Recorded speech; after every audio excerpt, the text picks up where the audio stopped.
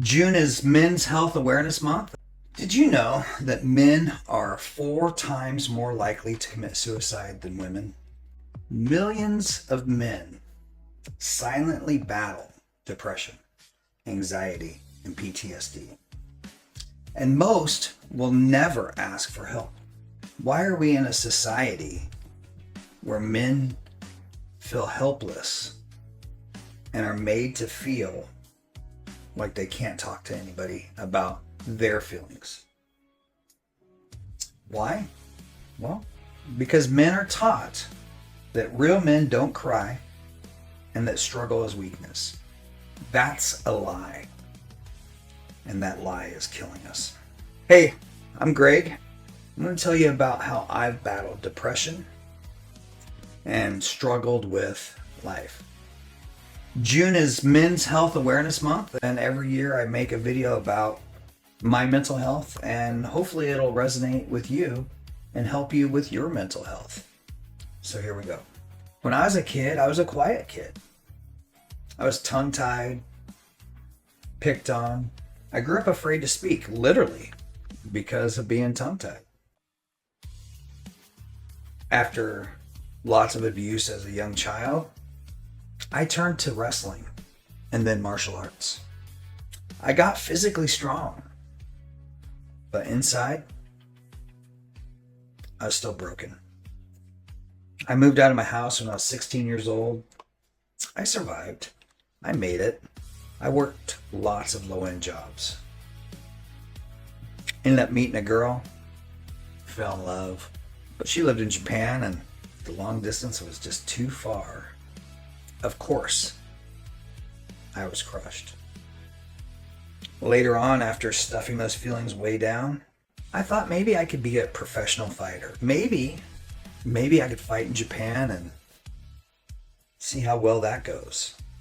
Maybe win my first love back.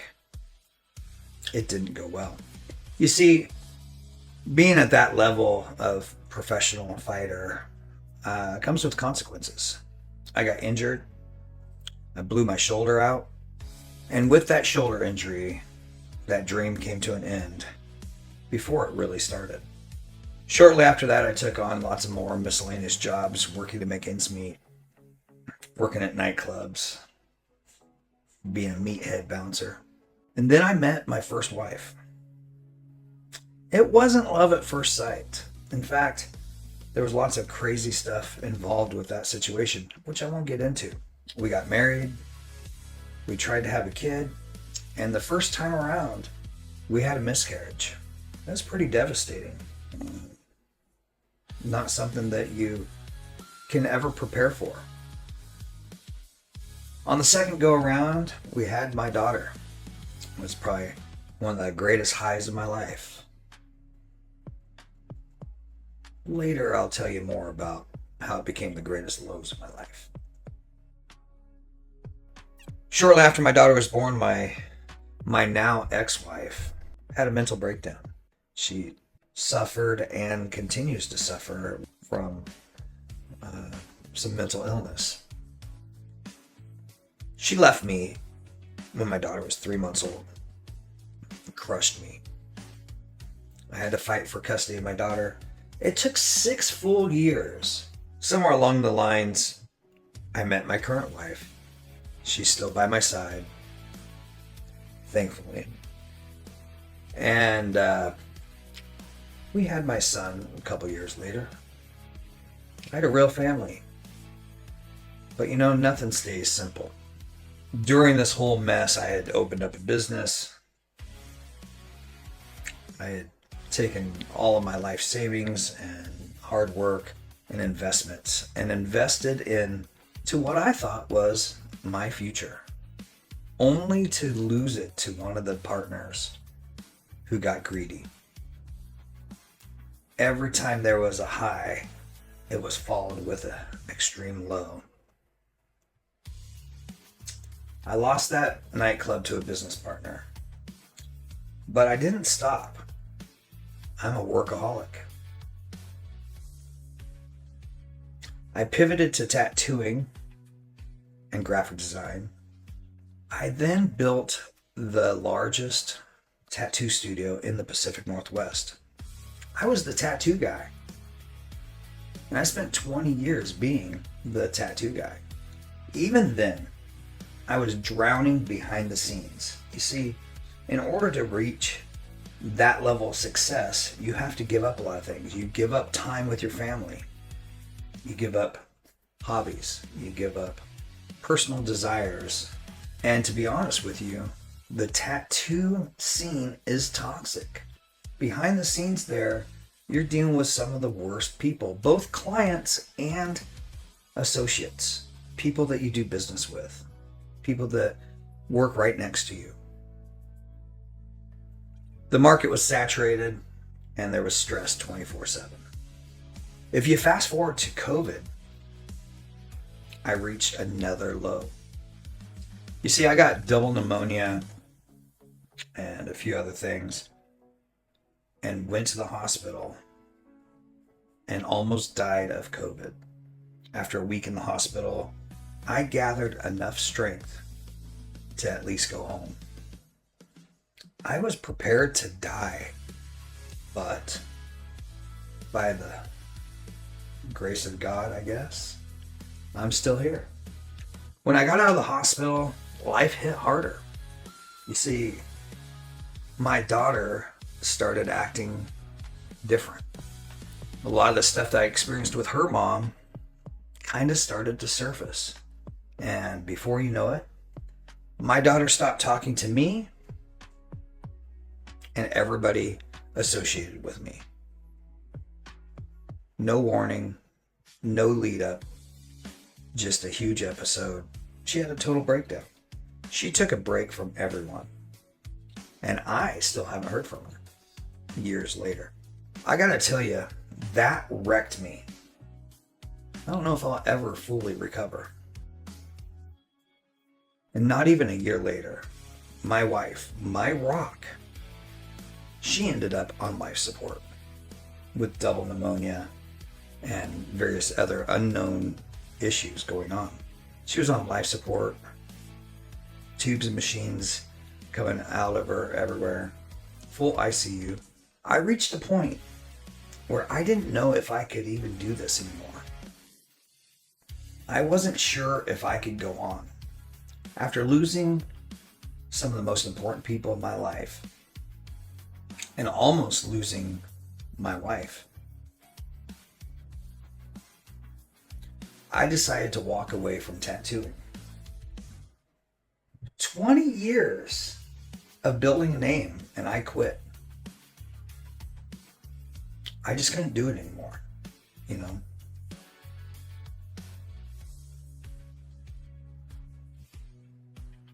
I didn't want that life. I wanted peace. I wanted to feel something other than anger, fear, and exhaustion. You see, running my own business was 24/7 of constant sorrow. No matter what move I made, no matter how much money I made, I was always a target for somebody to try and take down. I went back to my passion of photography. When I first picked up my camera again, after it's sitting around collecting dust, I remember that calm feeling. It was like just me, the viewfinder, and a world I could finally control. You see, the camera will do whatever I ask it to. It's not going to give me much fuss. You know, it might have just been one click at a time, but it gave me peace.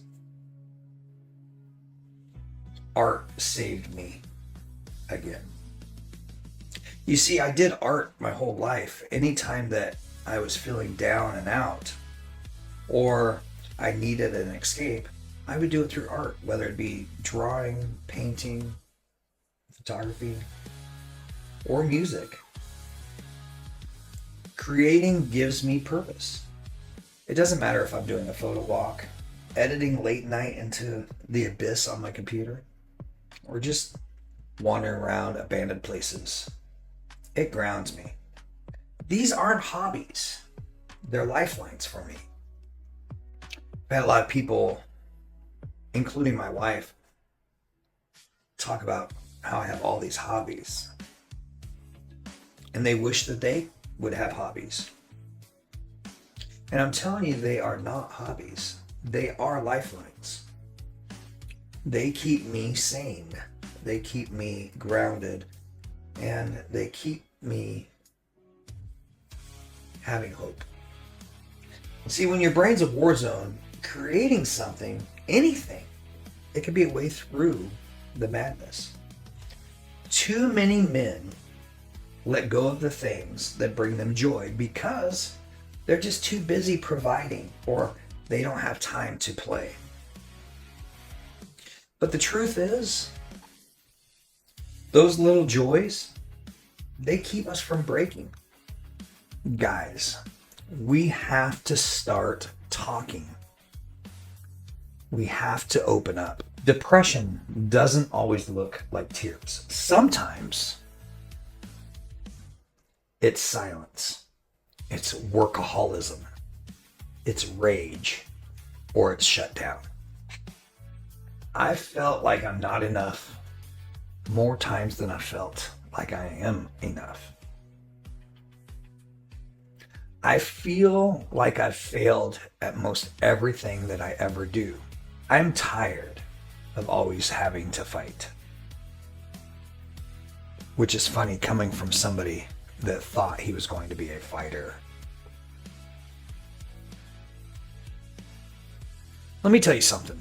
I'm still here, and it's because of art and the people close to me. I haven't opened up to a counselor. I have barely opened up to some of the closest people to me. There is no shame in therapy. There's no shame in medication. And there's no shame in taking a break, as long as it's not a permanent break. There is shame in pretending to be okay while you're falling apart.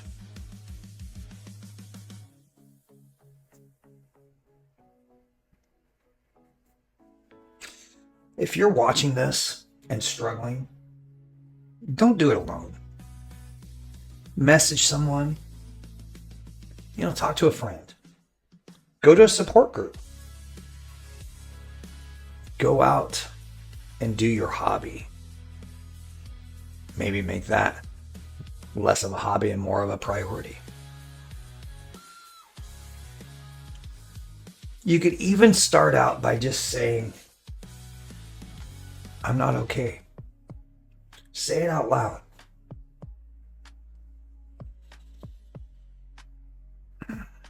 I gotta be honest, that sentence saved my life more than once.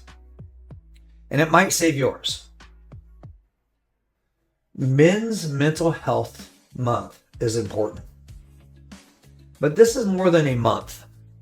It's about changing the way we live.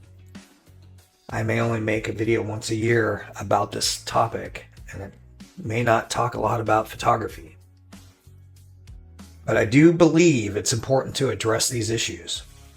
I do believe that men need to stop being so stubborn and start reaching out. Because, real strength isn't pretending you're bulletproof. It's healing. It's growing. It's surviving. I spent my life trying to be Superman. But I'm just a man.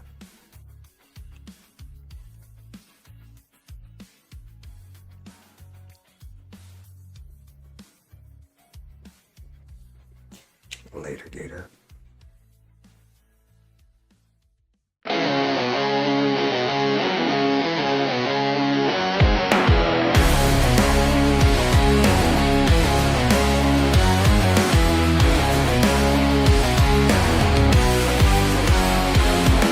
Wake up every morning, no time to catch my breath. Staring at the ceiling, bracing for what's next. Another shift, another smile. I fake for someone else, while the voice inside is screaming, I just keep it to myself. They say I'm strong, but they don't see the cost. Each little piece of me that's quietly been lost. The world expects a fortress, but I'm held up by a thread. Numb behind these eyes, barely keeping up my head. I'm not Superman, I'm just a man with broken pieces that I barely understand. I'm not made of steel, I fall apart and feel every crack inside this armor that was never real. I'm not Superman, I'm just a man. I close the door, finally alone. No one here to see the silence that I own. They say man up, like my pain's some kind of sin. But the war is in my chest, not something I can win. The weight I carry wasn't built for one. I fake my way through until the day is done. But in the dark, the mask begins to slide, and all the parts I've lost come rushing back inside. I'm not Superman, I'm just a man with broken pieces that I barely understand. I'm not made of steel, I fall apart and feel every crack inside this armor that was never real. I'm not Superman, I'm just a man. Take these chains off my spirit, let me breathe again. Show me how to feel it, I'm just a man. Maybe falling isn't failure, maybe breaking's not the end. Maybe courage looks like silence when there's nothing left to defend. From this heart that's still surviving, from these lungs that still believe, I don't have to wear a cape to earn the right to breathe. I'm not Superman, I'm just a man, but I'm still here and I'm learning how to stand. I'm not made of steel, these cracks are how the light begins to heal.